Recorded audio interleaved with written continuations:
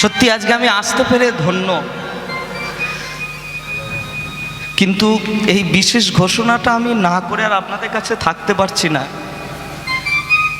জেনে রাখবেন, শিল্পী জীবন, শিল্পী জগৎটা অনেক কষ্টের, জানেন তো বাবা।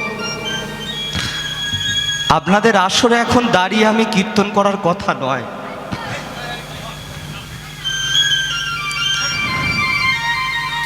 এখনো পর্যন্ত আমি যে দাঁড়িয়ে আছি, বলতে পারেন আমার জীবনের এক প্রাণ ভ্রমরা, সে এখন আছে কি আমি জানি না। আমি যখন আপনাদের এই হরিবাসরে আসছি, তখন কেউ একজন ফোন করে আমাকে বলল, আমার নিজের ঠাকুমা মারা গেছে।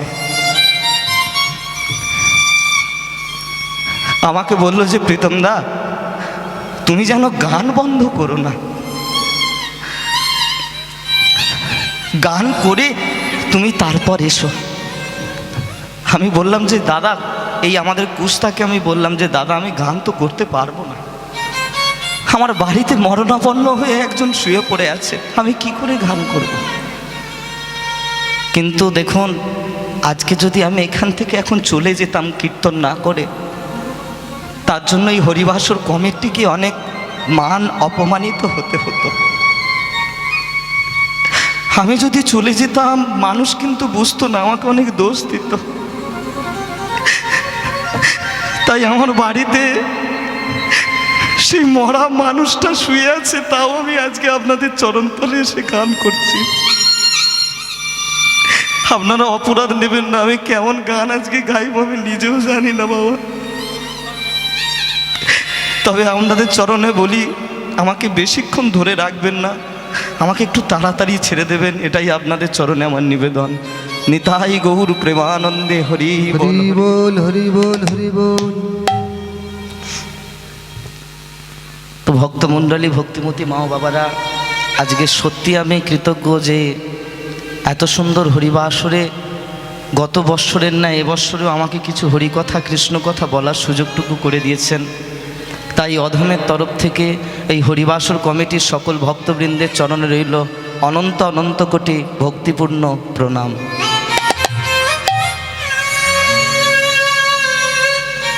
শতশেষে আমরা জানাই শ্রীমতী রাধারানীর চরণে অনন্ত অনন্ত কোটি ভক্তিপূর্ণ প্রণাম।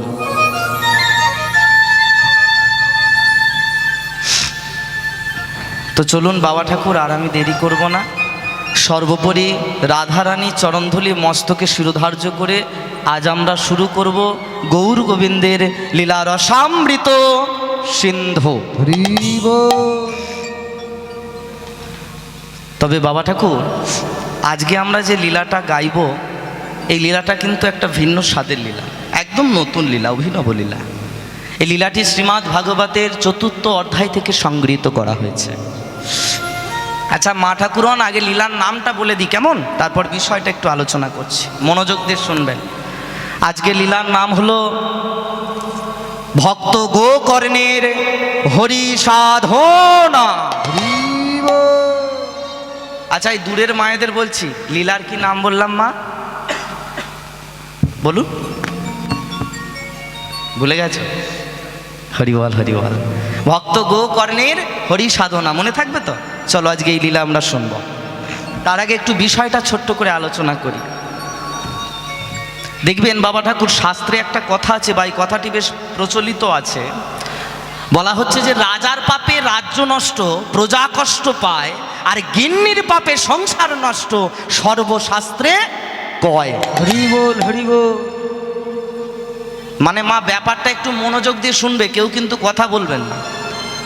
একটা রাজ্যের রাজা, তার চরিত্রটা যদি না প্রকৃত রাজার মতো হয়, সে যদি না ঠিকঠাকভাবে রাজত্বটা চালাতে পারে, প্রজাদের দিকে যদি না খেয়াল রাখতে পারে, তবে কিন্তু সেই রাজার পাপেতে একদিন ধীরে ধীরে তার সেই ওই রাজত্বটা ধ্বংস হয়ে যায়।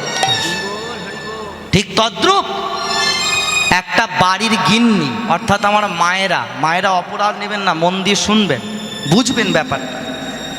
একটা বাড়ির স্ত্রী, তার চরিত্রটা যদি না একটা প্রকৃত স্ত্রীর মতো হয়, সে যদি না প্রকৃত একজন সতী রমণী হন, সে যদি না প্রকৃত একজন বাড়ির বউ হন, সে যদি না প্রকৃত একজন বাড়ির স্ত্রী হন, সে যদি না প্রকৃত একজন ভদ্র মেয়ে হন, তবে কিন্তু ওই বাড়ির ওই স্ত্রীর পাপের জন্য একদিন ধীরে ধীরে তাদের ওই বাড়ির সংসারটা হয়ে যায় ধ্বংস। তদ্রূপই আজকে আমরা একটা ঘটনা শুনব, একটু মন দিয়ে শুনবেন বাবা ঠাকুর। যে বাড়িটায় প্রত্যেক দিন হতো হরিনাম সংকীর্তন, যে বাড়িটায় সন্ধ্যাবেলা সন্ধ্যা প্রদীপ দেখানো হতো, যে বাড়িটায় 24 ঘন্টা খোল করতালের ধ্বনি হতো, শুধুমাত্র সেই বাড়ির বউটার জন্য, শুধুমাত্র সেই বাড়ির স্ত্রীটার জন্য ওই হরি রসামৃত বাড়িটা অবশেষে একদিন ওই বাড়ির ওই স্ত্রীর পাপের জন্য তাদের সেই বাড়িটা অবশেষে একদিন হয়ে গেল একটা বেশ্যালয়। বেশ্যালয়, বেশ্যালয়।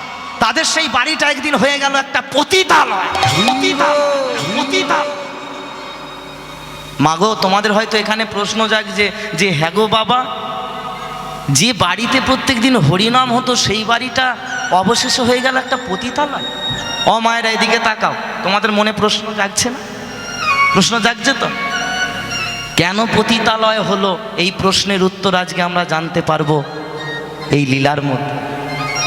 আর আমরা জানবো এই যে স্ত্রীটার কথা বললাম আপনাদের, এই স্ত্রীটাই বা কে, তার স্বামীর নামই বা কি ছিল, তাদের বাড়ি কোথায় ছিল, তাছাড়া এই স্ত্রীটা কি এমন পাপ করে ফেলেছিল যার জন্য তাদের বাড়িটা একটা পতিতালয় হয়ে গেল। হরি বল, হরি বল, হরি বল। এই যে মায়ের একটু এদিকে তাকান, চলুন এই সকল প্রশ্নের উত্তর আজকে আমরা শুনতে পারবো এই লীলার মধ্যে। আরও একটি প্রশ্ন, এটা বলি আমি লীলায় প্রবেশ করব। আচ্ছা, এই প্রশ্নটা বাবা ঠাকুর মায়েরা তোমাদের করি, কেমন? আচ্ছা বলো তো দেখি বাবা, কুকুরের গর্ভ হতে কিসের জন্ম নেয়? কুকুরের পেট থেকে কিসের জন্ম নেয় বলো না? কুকুর বাচ্চা জন্ম নেয়। আচ্ছা, গাধার পেট থেকে কিসের জন্ম নেয়? গাধা জন্ম নেয়। ঘোড়ার পেট থেকে ঘোড়া জন্ম নেয়।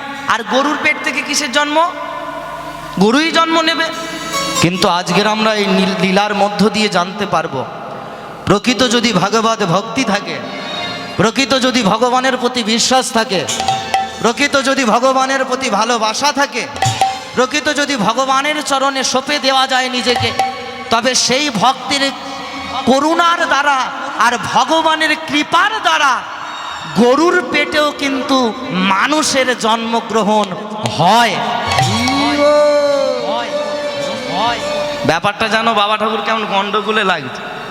গরুর পেট থেকে মানুষের বাচ্চা জন্মালো, তাই না? জানতে ইচ্ছা করছে না কেন জন্মালো? আর এই যে মানুষটা জন্মগ্রহণ করলো, এই মানুষটি কে, কেন এই গরুর পেট থেকে জন্মগ্রহণ করলো? চলো অজস্র তত্ত্বের মধ্যে আজকে আমরা লীলাটি আস্বাদন করব, আর বেশি দেরি করব না আসতে। তাই আজ লীলার বিষয় আরো একবার মন দিয়ে বাবা শুনে নাও। ভক্ত গোকর্ণের হরি সাধন। তো চলো আর দেরি করব না কিন্তু। হ্যাঁ গো মায়ের, এই যে বাবা ঠাকুর এদিকে তাকাও। আচ্ছা, লীলার আগে একটু ছোট্ট করে ভজন আস্বাদন কি হবে? হবে বাবা? চলো আমরা রাধা ভজন গাইব। আচ্ছা, রাধা ভজন গাইতে গেলে